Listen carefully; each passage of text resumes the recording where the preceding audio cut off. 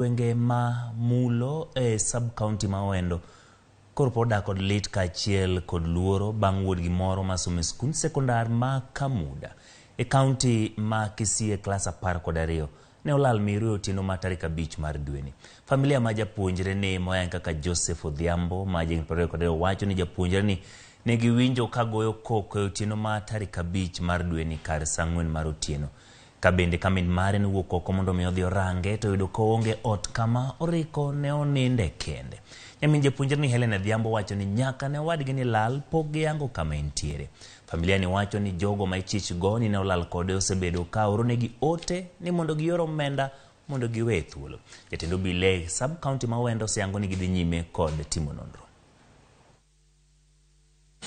Molal wadwa maluwo bang'a mar ariyo to kano gik tich ang'wen gotieno tema mama gona sime ni jomoko gole ot gotieno.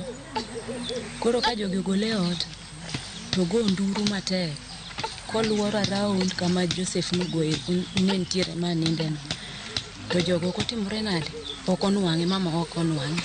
Ka Joseph nosedhi nindo nogo uwi ogo mokwongo ogo mar ariyo mowuok oko kwadhi kuma ninde wayudo mana remo to jogo osedhi kode wasemanyi ari tich ang'wen nyaka kawuono pok wayudo.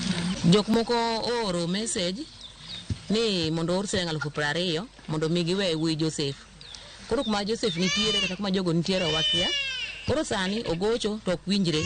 Koro wan familia ma onge nyalo ema kwayo sirikal ni kuyie to konyo kech nyathino ne en nyathi masomo kendo min gi osethagore kode ka puonje. Sani odhi e form 4.